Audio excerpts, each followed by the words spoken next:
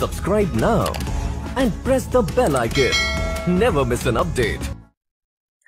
Hello guys, welcome to the class. आज का जो हमारा सेशन होने वाला है वो होने वाला है बैंक की एसटी नंबर 27A पे। आज हम इस बैंक की एसटी नंबर 27 पर डिस्कस करने वाले हैं। इसके सारे जो क्वेश्चन होंगे उस पर एक एक करके डिस्कशन करेंगे। तो चलिए ज्यादा समय न लेते हुए हम सीधे क्वेश्चन पर आ जाते हैं। हमारा पहला क्वेश्चन है, भारतीय नौसेना की कलवारी श्रेणी की छठी पनडुब्बी का नाम क्या है जिसका समुद्री परीक्षण शुरू हो गया है? ठीक है दोस्तों, हमारा क्वेश्चन क्या है, भारतीय नौसेना की कलवारी श्रेणी की छठी पनडुब्बी का नाम क्या है जिसका अभी हाल ही में समुद्री परीक्षण उसका शुरू हुआ था? ओके, योर ऑप्शन इज, आपके ऑप्शन होने वाले हैं वेला, वगीर, वागशीर, करंज या खंडेरी। तो बताइए कौन सा ऑप्शन आपका करेक्ट ऑप्शन होगा? तो मैं बताना चाहूंगा ऑप्शन नंबर थर्ड क्या होगा, करेक्ट ऑप्शन होगा। थर्ड नंबर क्या होगा, करेक्ट ऑप्शन होगा। भारतीय नौसेना की छठी और अंतिम कलवरी श्रेणी की पनडुब्बी वागसीर ने अपना समुद्री परीक्षण शुरू किया था और वागसीर ने इन परीक्षणों को पूरा करने के बाद 2024 की शुरुआत में भारतीय नौसेना को डिलीवरी के लिए निर्धारित कर दिया है। यानी कि जो भारतीय नौसेना का कलवरी श्रेणी का पनडुब्बी का जो प्रोग्राम है वागसीर ने अपना समुद्री परीक्षण के द्वारा शुरू किया और वागसीर ने इन परीक्षणों को पूरा करने के बाद 2024 में भारतीय नौसेना को डिलीवर करने के लिए पहले से निर्धारित भी कर दिया है। तो क्लियर है, तो ऑप्शन नंबर थर्ड क्या होगा, करेक्ट ऑप्शन होगा। ओके, चलिए अगले क्वेश्चन पे आते हैं। हमारा अगला क्वेश्चन है कुछ इस प्रकार से, भारत की पहली वाणिज्यिक यात्री उड़ान किन दो शहरों के बीच सफलतापूर्वक भरी गई? India's first commercial passenger flight successfully flight between which two cities? यानी कि क्वेश्चन कह रहा है कि भारत की पहली वाणिज्यिक यात्री उड़ान जो दो शहरों के बीच में, किन दो शहरों के बीच में भरी गई है? योर ऑप्शन इज, आपके ऑप्शन रहने वाले हैं Pune to Delhi, Delhi to Mumbai, Mumbai to Pune, Pune to Nagpur, Jaipur to Nagpur. तो बताइए कौन सा ऑप्शन आपका करेक्ट ऑप्शन होगा? तो मैं बताना चाहूंगा ऑप्शन इसका सेकंड नंबर क्या होगा, सॉरी फर्स्ट नंबर हमारा क्या हो, करेक्ट ऑप्शन होगा स्वदेशी रूप से उत्पादित सस्टेनेबल एविएशन फ्यूल यानी कि SAF ओके मिश्रण का उपयोग करके भारत की पहली वाणिज्यिक यात्री उड़ान सफलतापूर्वक भरी गई और एयर इंडिया की उड़ान I-5 यानी कि 767 इंडियन ऑयल की कॉर्पोरेशन लिमिटेड के द्वारा आपूर्ति किए गए स्वदेशी सस्टेनेबल एविएशन फ्यूल यानी कि SAF के मिश्रण का उपयोग करके पुणे से नई दिल्ली के लिए रवाना की गई। क्लियर है, तो कहां से कहां तक के लिए रवाना की गई? पुणे से नई दिल्ली तक के लिए रवाना की गई। क्लियर है, चलिए अगले क्वेश्चन पे आते हैं। हमारा अगला क्वेश्चन है, हाल ही में रक्षा उत्पादन वित्त वर्ष 2022-23 में पहली बार डैश करोड़ रुपए को पार कर गया। कितने करोड़ रुपए को पार कर गया? Recently defence production cross dash okay crore for the first time in financial year 2022 and 23। Your options is, आपके ऑप्शन रहने वाले हैं 1 लाख, 2 लाख, 5 लाख, 10 लाख, 15 लाख और ये जो अमाउंट है करोड़ में है। ओके, 1 लाख करोड़, 2 लाख करोड़, 5 लाख करोड़, 10 लाख करोड़ या 15 लाख करोड़। तो बताइए कौन सा ऑप्शन आपका करेक्ट ऑप्शन होगा? आपका ऑप्शन कौन सा सही होगा बताइए? तो बताना चाहूंगा ऑप्शन नंबर फर्स्ट क्या होगा, करेक्ट ऑप्शन होगा 1 लाख करोड़। ओके, पहला नंबर हमारा क्या होगा, थर्ड नंबर का पहला नंबर क्या होगा, सही ऑप्शन नंबर हमारा पहला होगा। रक्षा मंत्रालय ने कहा है कि वित्त वर्ष यानी कि फाइनेंशियल ईयर 2022 और 23 यानी कि 2022 और 2023 जो कि फाइनेंशियल ईयर में रक्षा उत्पादन का मूल्य पहली बार 1 लाख करोड़ के आंकड़े को पार कर गया है। ओके, ये फर्स्ट टाइम ऐसा हुआ है फाइनेंशियल ईयर 2022-23 में कि फाइनेंशियल ईयर के अंतर्गत ये इतने बड़े अमाउंट को 1 लाख करोड़ के आंकड़े को पार करके निकल गया है। क्लियर है, चलिए अगले क्वेश्चन पे आते हैं। हमारा अगला क्वेश्चन रहने वाला है, हाल ही में किसने पृथ्वी दिवस यानी कि किसने पृथ्वी विज्ञान मंत्रालय में केंद्रीय मंत्री का पदभार ग्रहण किया है? चलिए बताइए कौन सा ऑप्शन आपका करेक्ट ऑप्शन होगा। आपके ऑप्शन रहने वाले हैं एसपी सिंह बघेल, किरण रिजिजू, स्मृति ईरानी, ज्योतिरादित्य सिंधिया, मनसुख मंडाविया। तो बताइए कौन सा ऑप्शन आपका करेक्ट ऑप्शन होगा। इसका कौन सा ऑप्शन करेक्ट ऑप्शन होगा। Recently who has assumed charge as union minister in ministry of earth science, यानी कि हाल ही में किसके द्वारा पृथ्वी विज्ञान मंत्रालय में केंद्रीय मंत्री का पदभार ग्रहण किया गया है। तो बताइए कौन सा ऑप्शन आपका करेक्ट ऑप्शन होगा। तो मैं बताना चाहूंगा ऑप्शन नंबर सेकंड हमारा क्या होगा, करेक्ट ऑप्शन होगा किरण रिजिजू। ओके, किरण रिजिजू करेक्ट ऑप्शन होगा। किरण रिजिजू ने नई दिल्ली में पृथ्वी विज्ञान मंत्रालय में केंद्रीय मंत्री के रूप में पदभार ग्रहण किया है। क्लियर है। चलिए अगले क्वेश्चन पे आते हैं। हमारा अगला क्वेश्चन है, चलिए निम्नलिखित में से किस बैंक ने अपने डिजिटल प्लेटफॉर्म पर इलेक्ट्रॉनिक बैंक गारंटी लॉन्च की है। आपके ऑप्शन रहने वाले हैं Indian bank, bank of India, bank of Baroda, bank of Maharashtra, state bank of India. तो बताइए कौन सा ऑप्शन आपका करेक्ट ऑप्शन होगा। Which of the following bank has launch electronic bank guarantee on it's digital platform. तो बताइए कौन सा ऑप्शन आपका करेक्ट ऑप्शन होगा। तो बताना चाहूंगा ऑप्शन नंबर थर्ड क्या होगा, करेक्ट ऑप्शन होगा। Okay, bank of Baroda correct option होगा। थर्ड नंबर करेक्ट ऑप्शन होगा। बैंक ऑफ बड़ौदा ने इलेक्ट्रॉनिक बैंक गारंटी यानी कि जिसको बीजी बोलते हैं प्रणाली शुरू करने के लिए नेशनल ई गवर्नेंस के साथ अपनी साझेदारी की घोषणा की है। Bank of Baroda has announced its partnership with the National E-Governance Services Limited NESL जिसको बोलते हैं to launch the electronic bank guarantee BG system। Okay, clear है। चलिए अगले क्वेश्चन तरफ बढ़ते हैं। हमारा अगला क्वेश्चन रहने वाला है, निम्नलिखित में से नेपाल चैम्बर एक्सपो 2023 का कौन सा संस्करण शुरू हुआ। अभी हाल ही में यह हुआ है। निम्नलिखित में से नेशनल चैम्बर एक्सपो 2023 का कौन सा संस्करण मनाया गया है। तो बताइए कौन सा ऑप्शन आपका करेक्ट ऑप्शन होगा। Which of the following edition of Nepal chamber expo 2023 kick started. Your option is, आपके विकल्प जो रहने वाले हैं 5वां, 6वां, 7वां, 8वां या 10वां। तो बताइए कौन सा ऑप्शन आपका करेक्ट ऑप्शन होगा, कौन सा संस्करण शुरू हुआ है इसका। तो बताना चाहूंगा ऑप्शन नंबर थर्ड क्या होगा, करेक्ट ऑप्शन होगा 7वां संस्करण इसका शुरू हुआ है। क्लियर है। 7वां नेपाल चैम्बर एक्सपो 2023 काठमांडू के स्थानीय भ्रकुटी मंडप में शुरू हुआ है और जो कि 22 मई तक ये चला। कब तक चला है ये, 22 मई तक। The 7th Nepal Chamber Expo 2023 started at the local Bhramuti Mandap, okay, in Kathmandu and went on till 22nd May। Clear है। ये 22 मई तक ये चला है और ये नेपाल में आयोजित हुआ है। क्लियर है। चलिए आगे बढ़ते हैं। अब हमारा अगला क्वेश्चन कुछ इस प्रकार से रहने वाला है, Which of the following city has become the first city in India to measure its progress toward achieving the sustainable development goal। निम्नलिखित में से कौन सा शहर सतत विकास लक्ष्यों को प्राप्त करने की दिशा में अपनी प्रगति को मापने वाला भारत का पहला शहर बन गया है। ओके, जिसको बोलते हैं SDGs। इससे क्या होता है, शहर अपने हर भारत के जितने भी शहर हैं उसको नापने के लिए कि हमारा शहर कितनी तरक्की कर रहा है। जब शहर तरक्की करेगा, जब गांव तरक्की करेगा, तब एक जिला तरक्की करेगा, और जब एक स्टेट के सारे जिले तरक्की करेंगे तो पूरा स्टेट तरक्की करेगा, और जब पूरे स्टेट तरक्की करेंगे तब अपना भारत तरक्की करेगा। क्लियर है। इसीलिए SDGs की रिपोर्ट सामने लाई जाती है ताकि पता चल सके कि भारत में कितना डेवलप हो रहा है, भारत कितना डेवलपमेंट है। ओके, चलिए ये सब और किसी दिन अच्छे से डिस्कस करेंगे नेक्स्ट क्लास में।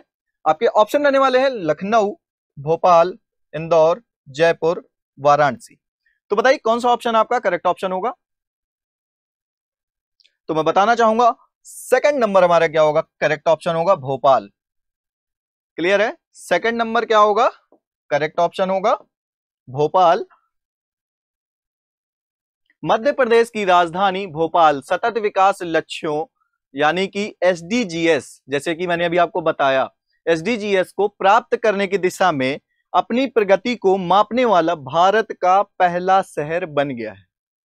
क्लियर है, Bhopal the capital of Madhya Pradesh has become the first city in India to measure its progress toward achieving to sustainable development goals, यानी कि वो अपने लक्ष्यों को मापने के लिए या मापने वाला भारत का पहला जिला या पहला शहर बन गया है। क्लियर है, तो भूलिएगा मत, मध्य प्रदेश की राजधानी भोपाल इसका करेक्ट आंसर होगा। क्लियर है, चलिए अगला क्वेश्चन है हमारा, हाल ही में फ्रांस का सर्वोच्च नागरिक पुरस्कार सेवेलियर डे ला लीजर डी होनूर किसे दिया गया है। यह अभी हाल ही की न्यूज है, तो बताइए कौन सा ऑप्शन आपका करेक्ट ऑप्शन होगा। आपके ऑप्शन कुछ इस प्रकार से रहेंगे, रतन टाटा, मुकेश अंबानी, नवीन जिंदल, एन चंद्रशेखरन, डॉक्टर रघुराम। तो बताइए कौन सा ऑप्शन आपका करेक्ट ऑप्शन होगा। Recently who has been given France highest civilian award de la Legion d'honneur. तो बताइए कौन सा ऑप्शन आपका करेक्ट ऑप्शन होगा। तो मैं बताना चाहूंगा ऑप्शन नंबर 4 क्या होगा, करेक्ट ऑप्शन होगा एन चंद्रशेखरन, करेक्ट ऑप्शन होगा।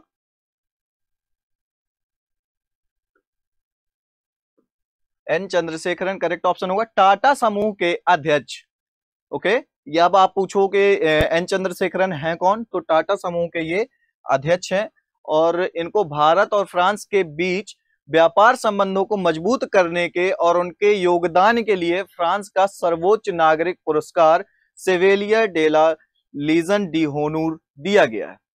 यानी कि ये जो सम्मान है सेवेलियर डे ला लीजन डी होनूर, ये फ्रांस का सर्वोच्च सम्मान कहा जाता है। क्लियर है, जैसे अपने यहाँ भारत में सबसे सर्वोच्च सम्मान माना जाता है भारत रत्न को, इसी तरह फ्रांस में ये सर्वोच्च सम्मान माना जाता है वहां के लिए। क्लियर है, जिसकी इस सम्मान से किसको नवाजा गया है, इस पुरस्कार से किसको नवाजा गया है, तो ध्यान रखिएगा एन चंद्रशेखरन को इस सम्मान के लिए इस पुरस्कार से सम्मानित किया गया है फ्रांस की तरफ से। क्लियर है, चलिए आगे आते हैं।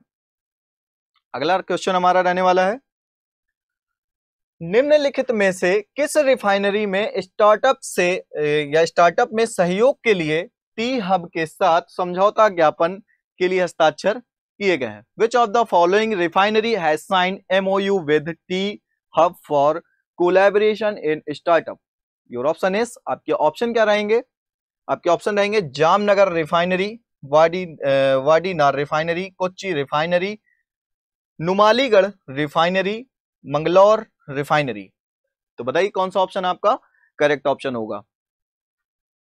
तो मैं बताना चाहूंगा ऑप्शन नंबर 4 क्या होगा, करेक्ट ऑप्शन होगा नुमालीगढ़ रिफाइनरी, करेक्ट ऑप्शन होगा नुमालीगढ़, करेक्ट ऑप्शन होगा। नुमालीगढ़ रिफाइनरी लिमिटेड ने कहा है कि उसने हैदराबाद भारत टी हब यानी कि टेक्नोलॉजी हब के साथ एक समझौता ज्ञापन यानी कि MOU पर एक हस्ताक्षर किया है, जो कि एक प्रमुख नवाचार केंद्र और पारिस्थितिक तंत्र प्रवर्तक है। क्लियर है, तो ऑप्शन नंबर 4 क्या होगा, करेक्ट ऑप्शन होगा और नुमालीगढ़ रिफाइनरी लिमिटेड, ये जरूर याद रखिएगा। क्लियर है, चलिए आगे बढ़ते हैं। निम्नलिखित में से किस राज्य सरकार ने भारत के सबसे बड़े स्काई वॉक ब्रिज का उद्घाटन किया है। आपके ऑप्शन रहने वाले हैं केरल, कर्नाटक, तेलंगाना, तमिलनाडु, आंध्र प्रदेश। तो बताइए कौन सा ऑप्शन आपका करेक्ट ऑप्शन होगा। Which of the following state government has inaugurated one of the India's biggest sky walk bridge. सुना होगा, अभी रिसेंट की न्यूज है ये, तो बताइए कौन सा ऑप्शन आपका करेक्ट ऑप्शन होगा? केरल, कर्नाटक, तेलंगाना, तमिलनाडु या आंध्र प्रदेश? तो मैं बताना चाहूंगा ऑप्शन नंबर 4 करेक्ट ऑप्शन होगा तमिलनाडु। तमिलनाडु क्या होगा? करेक्ट ऑप्शन होगा। भारत के सबसे बड़े स्काई वॉक पुलों में से एक, जिसकी लंबाई 570 मीटर और चौड़ाई 4.2 मीटर, जिसकी आधिकारिक तौर पर तमिलनाडु के मुख्यमंत्री यानी कि जो तमिलनाडु के मुख्यमंत्री हैं एमके स्टालिन द्वारा इसका उद्घाटन किया गया है। इसको इनॉग्रेट किसने किया? इसका उद्घाटन किसने किया? एमके स्टालिन ने।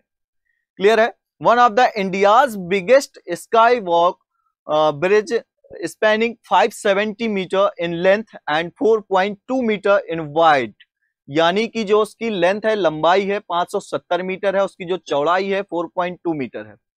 Okay, was officially opened by Tamil Nadu CM MK Stalin. MK Stalin द्वारा इसका उद्घाटन किया गया। क्लियर है? चलिए अगले क्वेश्चन पे आते हैं।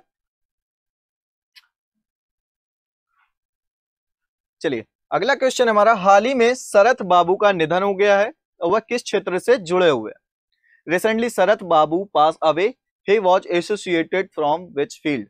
वो किस फील्ड से बिलोंग करते थे? आपके ऑप्शन रहने वाले हैं एक्टिंग अभिनय, पॉलिटिक्स यानी राजनीति, नॉवेलिस्ट यानी कि उपन्यासकार, और 4 नंबर है जर्नलिज्म यानी कि वो जर्नलिस्ट थे या पत्रकार थे, और 5th नंबर रहने वाला है साइंस एंड टेक्नोलॉजी, विज्ञान और तकनीक। तो बताइए कौन सा ऑप्शन आपका करेक्ट ऑप्शन होगा? तो मैं बताना चाहूंगा option number first correct option होगा अभिनय। फर्स्ट नंबर क्या होगा? करेक्ट ऑप्शन होगा।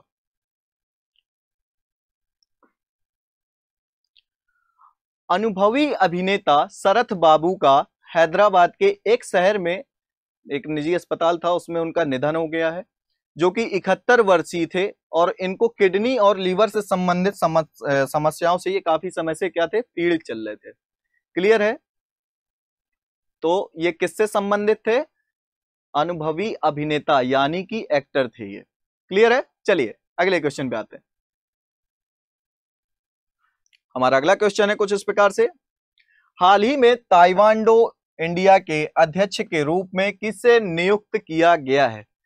बहुत इजी सा क्वेश्चन है। Recently who has elected the president of Taekwondo India? Your option is, आपके ऑप्शन रहने वाले हैं Sharad D Madkare, second number रहने वाला है नामदेव सिरगांवकर, एंड थर्ड नंबर रहने वाला है भगवत राव गायकवाड़, एंड 4 नंबर रहने वाला है Balkrishna Bhatt, and 5th number रहने वाला है पी बालकृष्ण रेड्डी। तो बताइए कौन सा ऑप्शन आपका करेक्ट ऑप्शन होगा? तो मैं बताना चाहूं सेकंड नंबर क्या होगा? करेक्ट ऑप्शन होगा इसका नामदेव सिरगांवकर निकाय के चुनाव में भारत ताइवांडो की कार्यकारी समिति के अध्यक्ष के रूप में निर्विरोध चुने गए और उन्होंने चुनाव में 25 यानी 25 संबंध राज्य संघों ने भाग लिया था। ओके, क्लियर है? Namdev Shirgaonkar was elected unopposed as the president of executive committee of India ताइवांडो in the election of the body। Clear है? तो सेकंड नंबर हमारा क्या होगा? करेक्ट ऑप्शन होगा। चलिए अगले क्वेश्चन की तरफ बढ़ते हैं। चलिए हमारा अगला क्वेश्चन रहने वाला है, निम्नलिखित में से किस पेमेंट ऐप ने बॉन्ड प्लेटफॉर्म लॉन्च किया है? Which of the following payment app has launched bond platform? Your option is, आपके ऑप्शन रहने वाले हैं पेटीएम मनी, ओला मनी, फोन पे, UPI, Airtel payment bank, Airtel भुगतान बैंक। तो बताइए कौन सा ऑप्शन आपका करेक्ट ऑप्शन होगा? तो मैं बताना चाहूंगा ऑप्शन नंबर फर्स्ट क्या होगा? करेक्ट ऑप्शन होगा पेटीएम मनी। क्लियर है? पेटीएम मनी की मूल संस्था यानी कि 197 कम्युनिकेशन की सहायक कंपनी ने हाल ही में भारत में खुदरा निवेशकों के लिए एक बॉन्ड प्लेटफॉर्म शुरू करने की घोषणा की है। क्लियर है? Paytm money subsidiary of 197 communication, the parent entire of Paytm has recently announced the launch of a bond platform for retail investor in India. Bharat में एक बॉन्ड प्लेटफॉर्म शुरू किया है अपने निवेशकों के लिए। ये क्या है? ये लोगों को लुभाने का एक तरीका है जिससे लोग अब इसमें अपनी हिस्सेदारी दें और इसके जरिए लोग बॉन्ड भी परचेज कर सके। ओके, क्लियर है? ऑप्शन नंबर फर्स्ट क्या होगा? करेक्ट ऑप्शन होगा। चलिए अगले क्वेश्चन पे आते हैं। अगला क्वेश्चन हमारा होने वाला है, हाल ही में पपुआ न्यू गिनी और फिजी के सर्वोच्च सम्मान से किसे सम्मानित किया गया? बहुत इजी सा क्वेश्चन है ये। आपके ऑप्शन रहने वाले हैं जो बाइडेन, नरेंद्र मोदी, ऋषि सुनक, अजीत डोभाल या वोलोडिमिर जेलेंस्की। तो बताइए कौन सा ऑप्शन आपका करेक्ट ऑप्शन होगा? बताइए कौन सा ऑप्शन आपका करेक्ट ऑप्शन होगा? तो मैं बताना चाहूंगा option number second correct option होगा, नरेंद्र मोदी। क्लियर है? अभी हाल ही में नरेंद्र मोदी का जो दौरा था न्यू पपुआ गिनी में, उनका दौरा भी रहा है और उसी दौरान उनको इस सम्मान से सम्मानित किया गया। क्लियर है? प्रधानमंत्री नरेंद्र मोदी को पपुआ न्यू गिनी और फिजी के सर्वोच्च सम्मान प्राप्त किए हैं इन्होंने, यानी कि ये प्रधानमंत्री अभी जो हाल ही में न्यू पपुआ गिनी के दौरे पर थे, इनको फिजी के सर्वोच्च सम्मान से सम्मानित किया गया है। अब पपुआ न्यू गिनी की जो राजधानी है, पपुआ न्यू गिनी की राजधानी है पोर्ट मोरस्बी। ओके, ध्यान रखिएगा ये। और जो वहां की मुद्रा है Papua New Guinea kina. Clear है? चलिए, prime minister Narendra Modi received the highest honour of Papua New Guinea and Fiji and capital Port Moresby. Okay, and currency Papua New Guinea kina. Clear है? चलिए अगले क्वेश्चन पे आते हैं। अगला क्वेश्चन हमारा रहने वाला है, सौरभ गांगुली को किस राज्य के पर्यटन के ब्रांड एम्बेसडर के रूप में नामित किया गया है?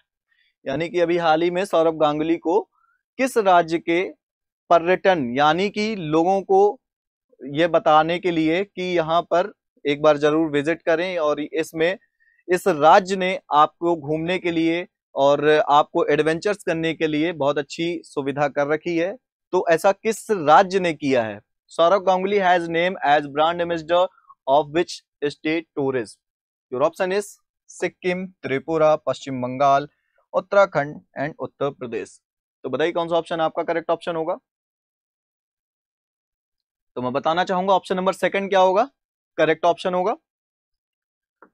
सेकंड नंबर करेक्ट ऑप्शन होगा। भारत के पूर्व क्रिकेट के जो कप्तान थे सौरभ गांगुली को, और इससे पहले ये सौरभ गांगुली जो थे बीसीसीआई प्रमुख भी रह चुके हैं, इनको त्रिपुरा पर्यटन के लिए ब्रांड एम्बेसडर के रूप में नियुक्त किया गया। अभी हाल ही में इनको नियुक्त किया गया है और इससे पहले ये क्रिकेट तो खेलते थे, ये तो सबको पता है, लेकिन ये क्रिकेट के कप्तान भी रह चुके हैं और बीसीसीआई प्रमुख भी रह चुके हैं। क्लियर है? चलिए अगले नंबर पे आते हैं। 16 नंबर हमारा क्वेश्चन है, कतर आर्थिक मंच में या आर्थिक मंच के निम्नलिखित में से किस संस्करण का आयोजन किया है? Okay, which of the following edition of Qatar economic forum has held?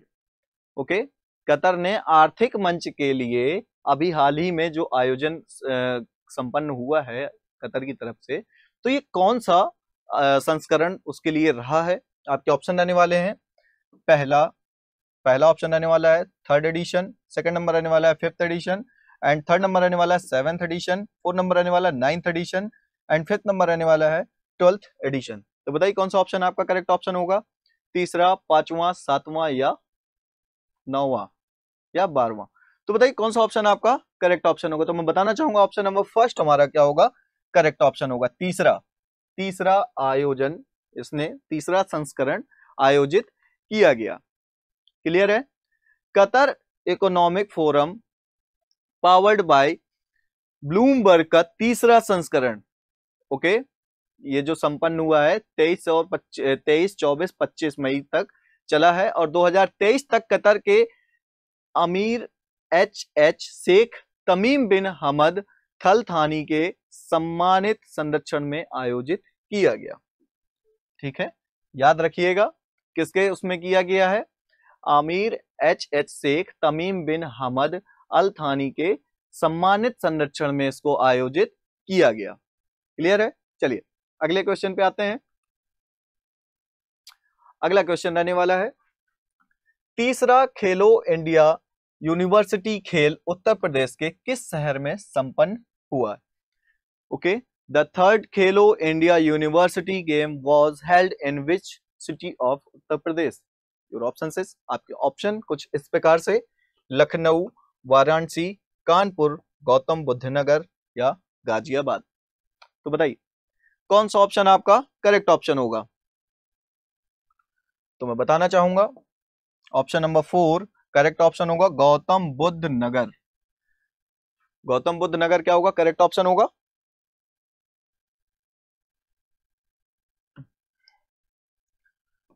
तीसरे खेलो इंडिया यूनिवर्सिटी गेम की शुरुआत 23 मई 2023 को उत्तर प्रदेश के गौतम बुद्ध नगर जिले में कबड्डी इवेंट के साथ शुरू हुई थी।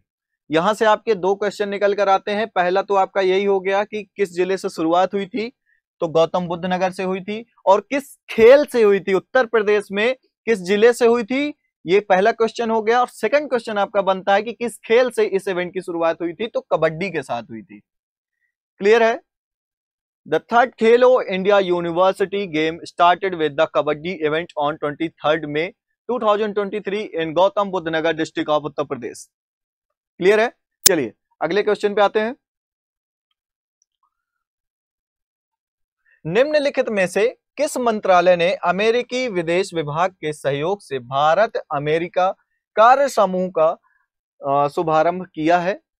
Which of the following ministry has launched the India-US working group in association with the US Department of State? Your option is, आपके ऑप्शन रहने वाले हैं,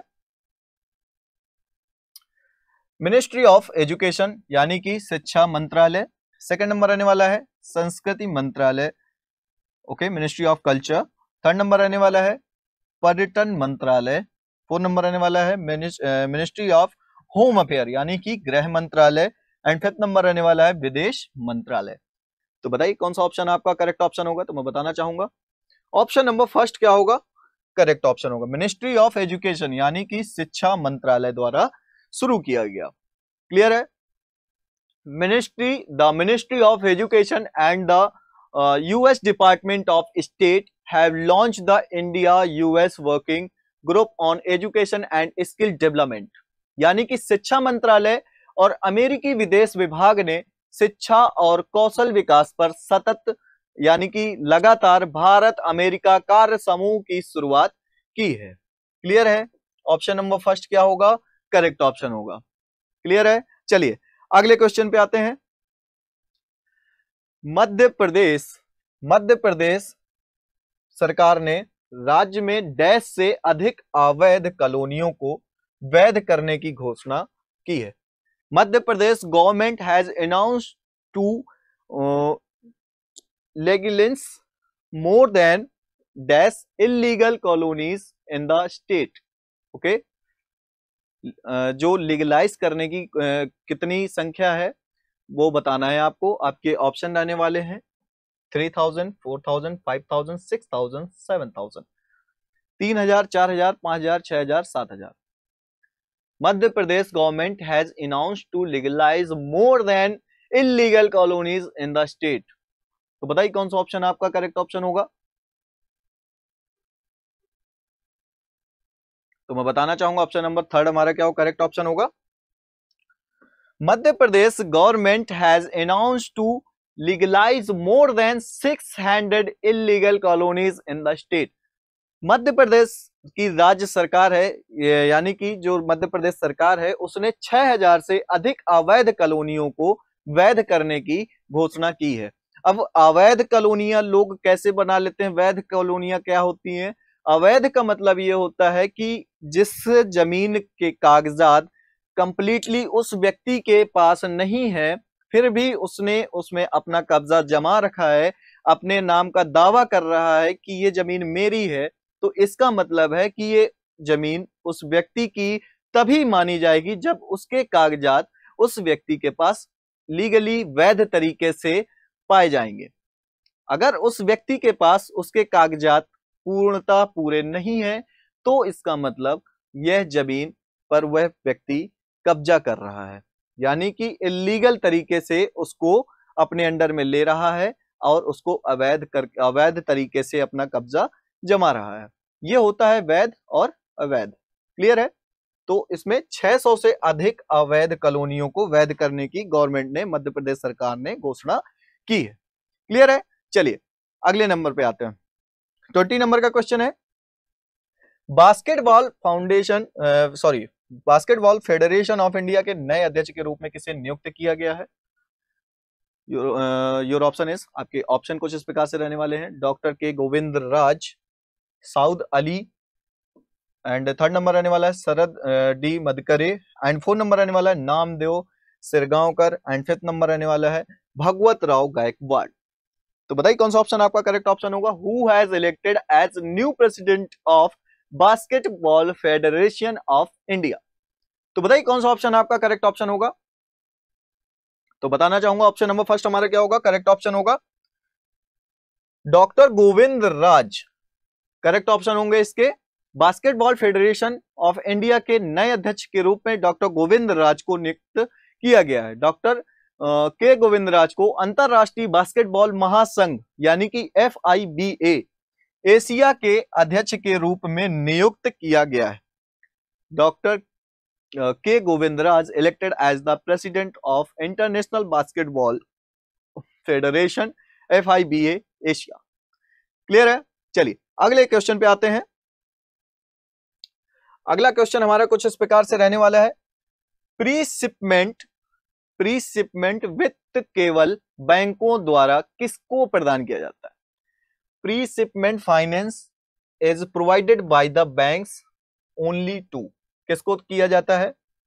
student aspiring for further studies, आगे की पढ़ाई के इच्छुक जो छात्र होते हैं उनके लिए, या इक्विटी मार्केट में ब्रोकरिंग के लिए, या थर्ड नंबर रहने वाला क्रेडिट कार्ड के धारकों को प्रोवाइड किया जाता है, या फोर्थ नंबर रहने वाला गांव के कारीगरों को दिया जाता है, या फिफ्थ नंबर रहने वाला है एक्सपोर्टर्स को दिया जाता है, निर्यातक जो होते हैं उनको दिया जाता है। तो बताइए कौन सा ऑप्शन आपका करेक्ट ऑप्शन होगा? प्री शिपमेंट, आपको विकल्प में ही अपना आंसर मिल जाएगा। क्लियर है? अगर आप उसको गौर से देखो, प्री शिपमेंट, शिपमेंट मींस किसी सामान को लाना या ले जाना। शिपमेंट किससे संबंधित है? आयात और निर्यात से। Finance is provided by the bank only to, यानी कि प्री शिपमेंट है जो वित्त केवल बैंकों द्वारा किसको प्रोवाइड किया जाता है? तो आप देख रहे होंगे कि आगे की पढ़ाई के इच्छुक छात्र, इसका शिपमेंट से कोई लेना देना नहीं है। Second number, brokerage in equity market, यानी कि इक्विटी मार्केट, शेयर मार्केट का यहां पर कोई लेन देन नहीं है। थर्ड नंबर है credit card holder, credit card का शिपमेंट से कोई लेन देन नहीं है। अब फोर्थ नंबर पे आते हो तो विलेज यानी कि गांव के कारीगर, ओके, आर्टिसेंस, विलेज आर्टिसेंस मतलब कि गांव के जो कारीगर होते हैं वो किसी भी तरह के कारीगर होते हैं, यहां भी उसका कोई लेना देना नहीं है। अब फिफ्थ नंबर पे आते हो एक्सपोर्टर्स यानी कि निर्यातक। क्लियर है? अब आपको समझ में आ गया होगा कि प्री शिपमेंट केवल बैंकों द्वारा किसको दिया जाता है? एक्सपोर्टर्स को, निर्यातकों को प्रदान किया जाता है। तो फिफ्थ नंबर क्या होगा? करेक्ट ऑप्शन होगा। क्लियर है?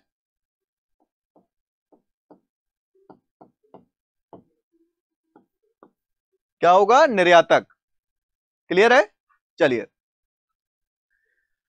यह माल यानी कि the capital finance provided by commercial bank to exporter prior to shipment of goods, यानी कि वस्तु या माल के शिपमेंट में पहले निर्यातक को वाणिज्यिक बैंक द्वारा प्रदान करने के लिए इसको पूंजी वित्त किया गया है। यानी कि इसको माल या गुड्स जो भी इसको बोलते हैं, माल बोलते हैं या गुड्स सर्विस बोलते हैं, माल या वस्तु बोलते हैं, इसको शिपमेंट से पहले यानी कि इसको भेजने से पहले निर्यातक को वाणिज्यिक बैंकों द्वारा प्रदान की गई पूंजी वित्त इसको प्रदान किया गया। क्लियर है? ऑप्शन नंबर फिफ्थ क्या होगा? क्लियर, फिफ्थ नंबर क्या होगा? करेक्ट आंसर होगा। चलिए अगले क्वेश्चन पे आते हैं। अगला क्वेश्चन है हमारा, SBI established on recommendation of which committee? ये बहुत कॉमन सा क्वेश्चन है और ये क्वेश्चन एक ऐसा क्वेश्चन है कि आपको बार बार देखने को मिल सकता है। क्लियर है? तो बताइए कौन सा ऑप्शन आपका करेक्ट ऑप्शन होगा। तो आपके ऑप्शन रहने वाले हैं राधा कृष्ण आयोग शाह समिति, ओके, बलवंत राय मेहता समिति, सुखमय चक्रवर्ती समिति, और आपका लास्ट क्वेश्चन रहने वाला है गोरवाला समिति। तो बताइए कौन सा ऑप्शन आपका करेक्ट ऑप्शन होगा, जल्दी बताइए।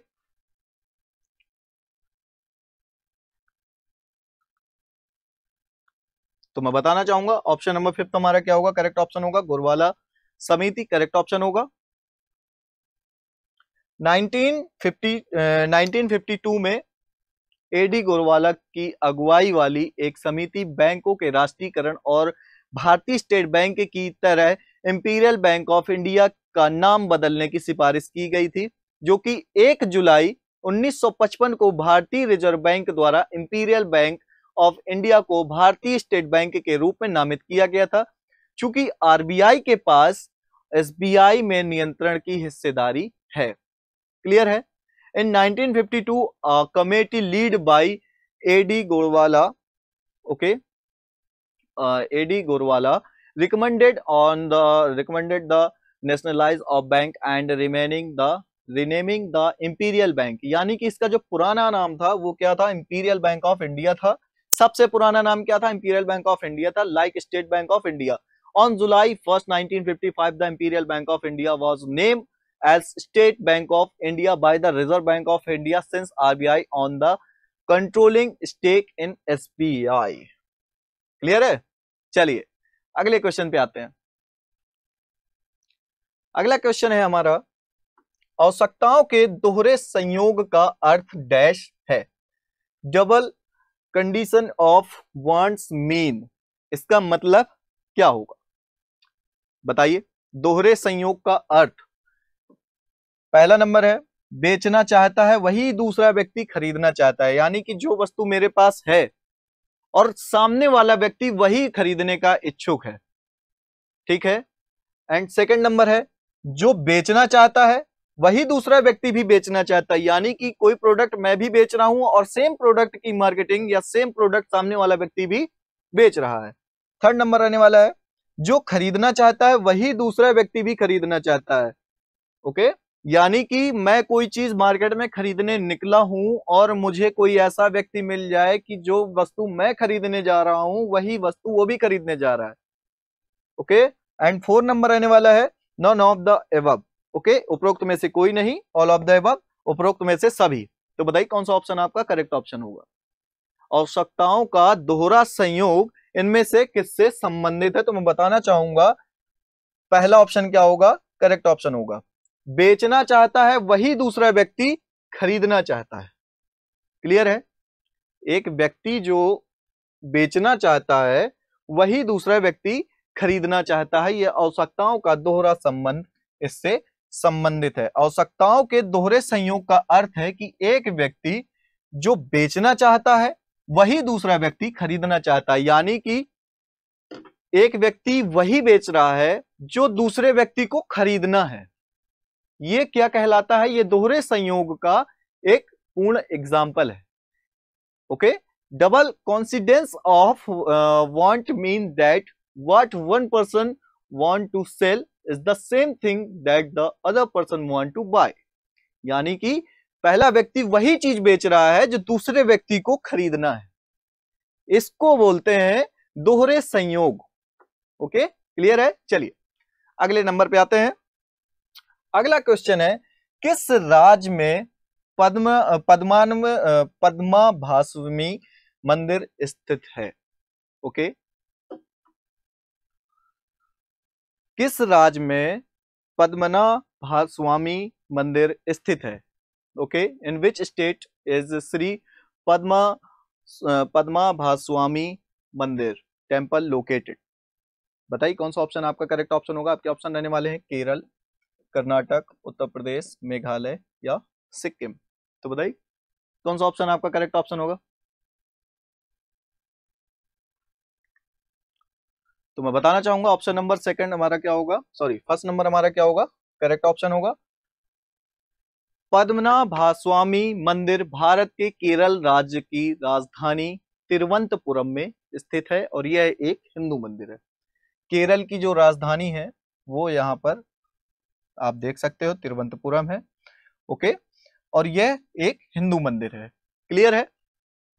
श्री पद्मनाभस्वामी मंदिर, Shri Padmanabhaswamy temple is Hindu temple located in Thiruvananthapuram, the capital of state of Kerala, India. Clear है। पद्मनाभस्वामी मंदिर भारत के केरल राज्य की राजधानी तिरुवनंतपुरम में स्थित एक हिंदू मंदिर है। क्लियर है। क्लियर है। चलिए अगले क्वेश्चन पे आते हैं। हमारा अगला क्वेश्चन रहने वाला है, किस वर्ष नो फ्रिल्स खाते का नाम बदलकर BSBDA कर दिया गया था। In which year no frills account was renamed as BSBDA? Your option is, आपके ऑप्शन रहने वाले हैं 2008, 2008, 2009, 2009, 2010, 2010, 2011, 2011, 2012, 2012। तो बताइए कौन सा ऑप्शन आपका करेक्ट ऑप्शन होगा।